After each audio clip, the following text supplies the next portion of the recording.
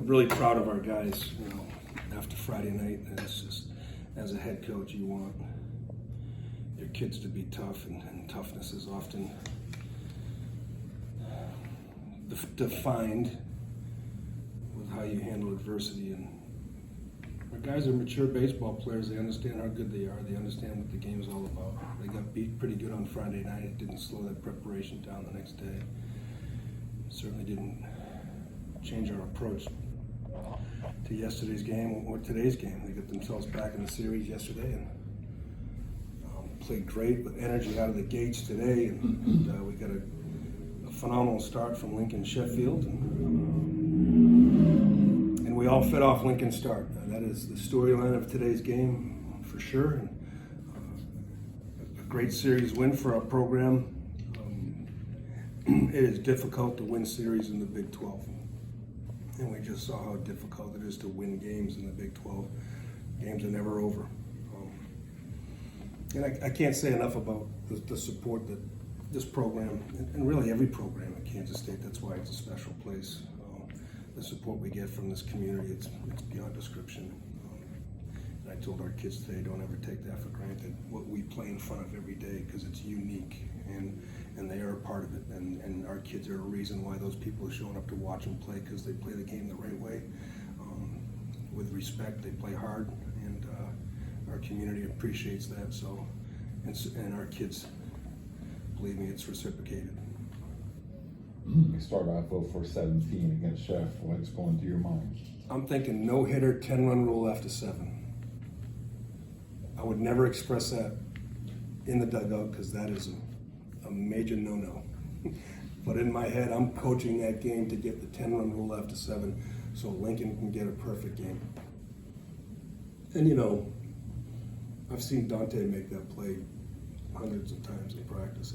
And he's athletically, he's one of the few guys in our program that can make that play. So it was close. And, but hey, that should tell you what an outing you had when we're talking about perfect games and everything else as a scenario.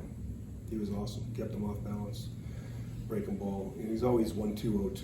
And those are high leverage situations for a pitcher. And they got all the advantage in the world, and he executed those pitches all day long. You talk about him and Wicks, a little bit of confidence, that you saw in Wicks. Yep, they got the swagger out there. Lincoln has it. Their pitchability is great. They love the big moment. They can't wait to pitch once a week. They soak it all in, and they just really love to compete. In another comparison to both those guys, the team feeds off them. We're already better offensively and defensively when Jordan Wicks is pitching and when Lincoln Sheffield's on the mound for that day. So, yeah, he's got it, that's for sure. Between Tuesday and the weekend, did you see improved play discipline from the guys over last weekend? I did. They had a couple difficult arms to manage that we faced. They have to be super disciplined. Today's guy was at the top of the zone. I thought we had some very good at-bats. The last 2 days we didn't swing at that one, the ball outside. We might have got called strike 3 on it, but it didn't matter to us. If it's not a strike, we're not going to swing at it. And we got away from that a little bit. And Oklahoma State's Friday guy is really good. It's kind of difficult to figure out if it's a ball or strike. That's what makes a really good pitch. 30% of his changeups were in the zone. 30%. And we were swinging at everything. So that should tell you how good the kid's changeup was at Oklahoma State. But nonetheless, that was our goal. Hey fellas, let's get disciplined here this weekend, and let's get competitive, and let's make in-game adjustments. And I thought we did that. It was good to see the bats come around today. Keegan O'Connor, get Keegan going. Max had a good day.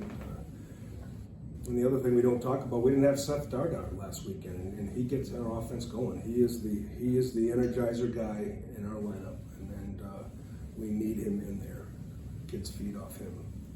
Seemed like Saturday you let the ball travel deeper in the zone before making contact, and today just maybe a little more aggressive at the plate. Yeah, it all depends on the matchup, with who we're facing. thought D. Kennedy did a good job early on. He's seeing the ball deep. And they get these kids get real, when they try to do too much, they want to get pull happy. You know, when they stay focused and calm and slow the game down, they work through the middle of the field. He hit a home run in the middle of the field. He almost took the second baseman's glove off his next at bat, and then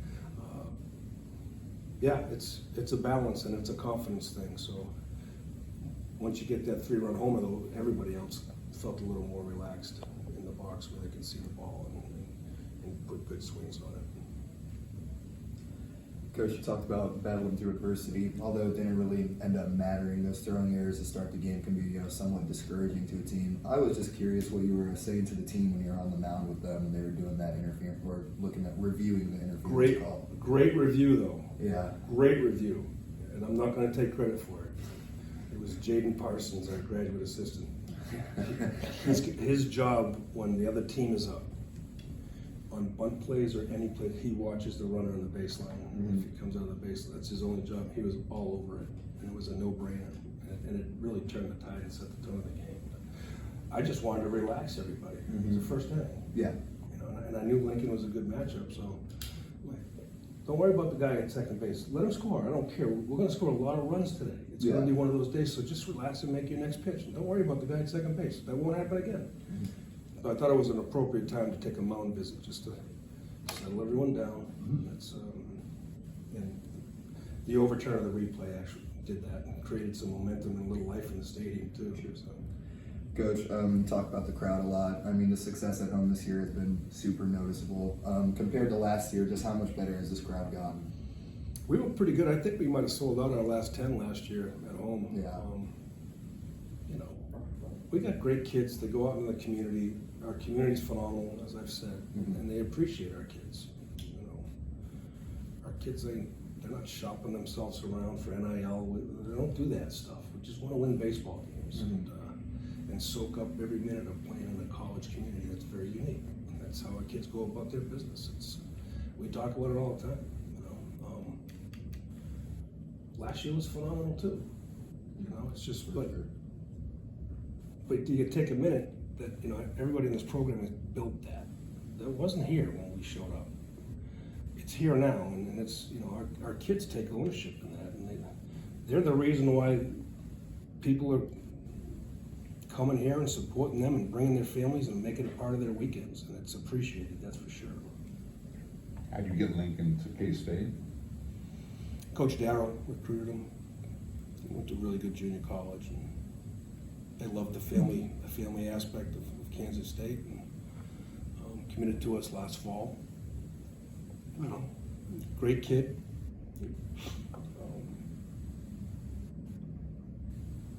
Had his girlfriend on the visit with him.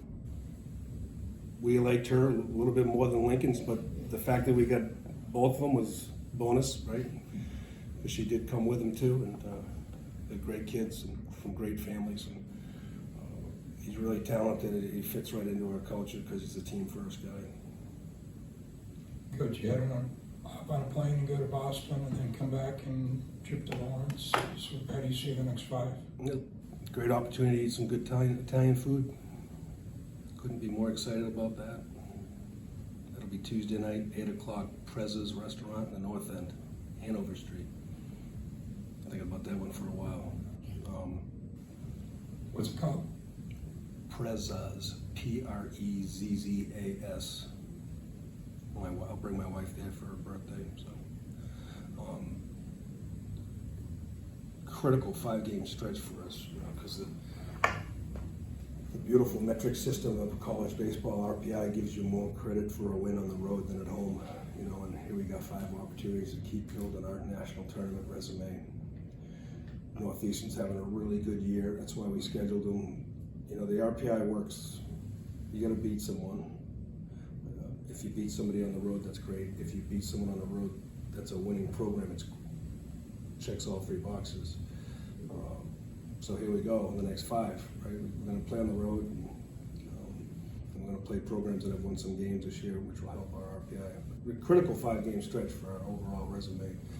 Good challenge for our kids. Get them out of their comfort zone. It's a unique place to play. It's in a city block in Brookline, Massachusetts. It doesn't look like this. It doesn't look like any other Big 12 stadium. It's a baseball field, right? But bases are 90 feet. The mound's 60 feet, 6 inches away from the plate, and they got a scoreboard. I'm going to keep score. And, we have to beat somebody, and they're really good at home. And our kids, I prepped them last year for it.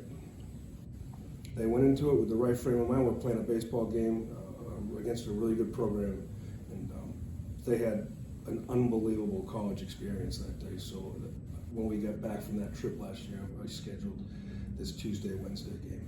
I didn't like how we did it last year because we played UConn on Tuesday, and we were their only midweek game, and then we played Northeastern on Wednesday, and we were their only midweek game. We were the only ones playing 2 midweeks. So I said, I'm not going to do that again. Yeah. So I'll play one of you guys twice. So that's how we got to that. We good? Thanks, everybody.